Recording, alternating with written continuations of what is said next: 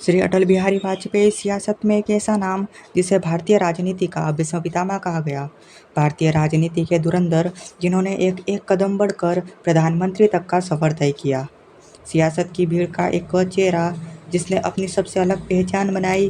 भारतीय राजनीति का युग पुरुष जिसने करीब 5 दशकों तक भारतीय राजनीति पर अपनी अमिट छाप छोड़ी। संसदीय मर्यादा का पालन करने वाला एक ऐसा व्यक्ति जो विपक्ष में रहकर भी सरकार का समर्थन करता था। एक ऐसा नेता जिसके लिए कहा जाता था कि एक सही व्यक्ति जो गलत दल में है। एक ऐसा नेता जिसे भारतीय राजनीति का आज़ाद शत्रु कहा जाता था। हर दल में, हर वर्ग में वह सर्वमान्य था। अटल जी भारतीय राजनीति के दिग्गज थे। यह कहानी शुरू होती है 25 दिसंबर सन 1924 को, जब मध्य प्रदेश के ग्वालियर शहर में कृष्ण बिहारी वाजपेयी के घर एक लड़के का जन्म होता है। इसका नाम अटल बिहारी वाजपेयी रखा जाता है। अटल जी की माता कृष्णा देवी वाजपेयी गृहिणी थी और पिता कृष्ण बिहारी वाजपेयी पेशे से एक शिक्षक थे। इसके अतिरिक्त वे हिंदी व ब्रज भाषा के सिद्धहस्त कवि भी थे। तो यह कहना गलत नहीं होगा कि अटल जी में काव्य के गुण वंशानुगत परिपाटी से प्राप्त हुए।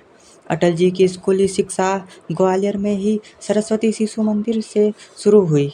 जब वो 10 साल के हुए तो उनका दाखिला उज्जैन जिले के वारनगर में एंग्लो वर्नाकुलर मिडिल स्कूल में हुआ, क्योंकि उनके पिता का स्थानांतरण उज्जैन में हो गया था।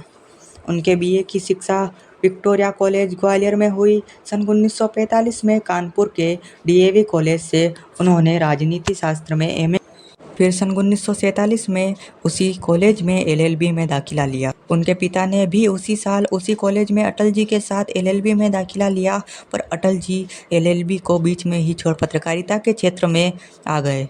अटल जी केवल एक कुशल राजनेता ही नहीं, बल्कि साहित्यकार, संपादक, कवि, प्रखर वक्ता भी थे। उनके भाषण का हर कोई मुरीद था।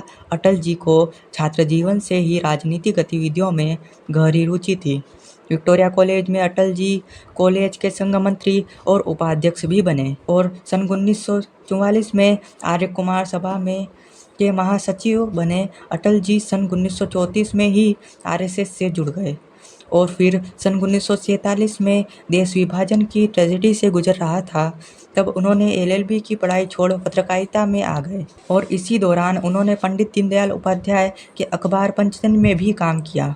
उसके बाद अटल जी के जीवन में टर्निंग पॉइंट आया और उन्होंने पत्रकारिता छोड़ सन 1951 में भारतीय जनसंघ में शामिल हो गए और फिर यहाँ से शुरू होती है उनकी राजनीतिक कहानी। पूर्व प्रधानमंत्री और भारत रत्न श्री अटल बिहारी वाजपेयी जी का राजनीतिक जीवन इतना भी आसान नहीं था, परंतु फिर भी अटल जी एकमात्र ऐसे राजनेता थे जो 4 राज्यों में 6 लोकसभा क्षेत्रों की नुमाइंदगी कर चुके थे।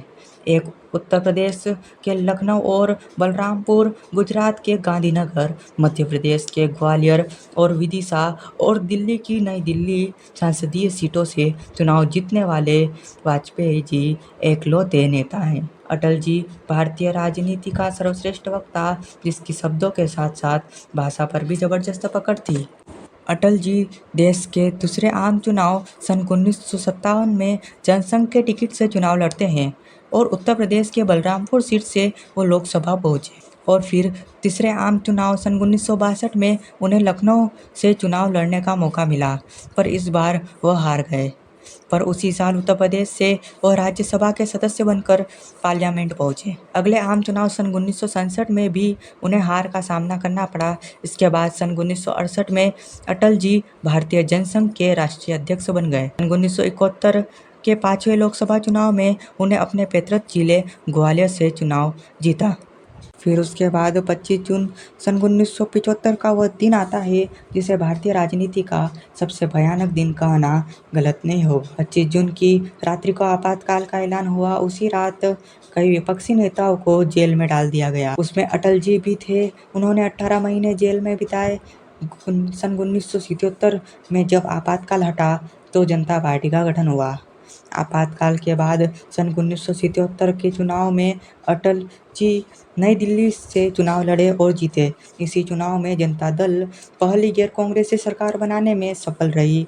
उस सरकार में अटल जी विदेश मंत्री बने और 1977 में ही संयुक्त राष्ट्र महासभा को उन्होंने हिंदी में संबोधित किया और फिर जब 1980 में मध्यावधि चुनाव हुए उसमें भी अटल जी नई दिल्ली से सांसद पहुंचे।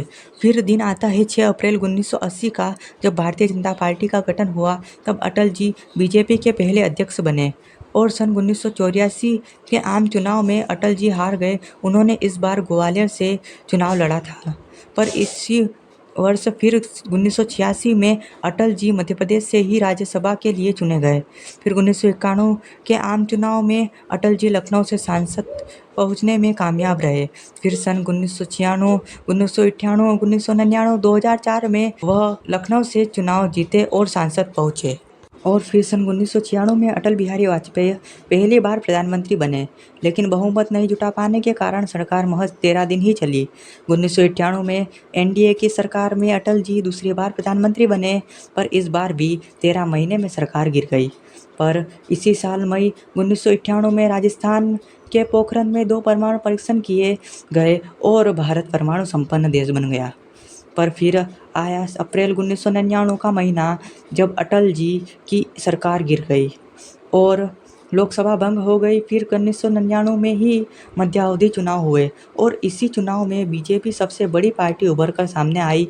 इस बार फिर एनडीए की सरकार में अटल जी तीसरी बार प्रधानमंत्री बने और इस बार अटल जी ने अपना पूरा 5 साल का कार्यकाल पूरा किया और इसी के साथ अपना पूरा कार्यकाल पूरा करने वाले पहले गैर कांग्रेसी प्रधानमंत्री बन गए।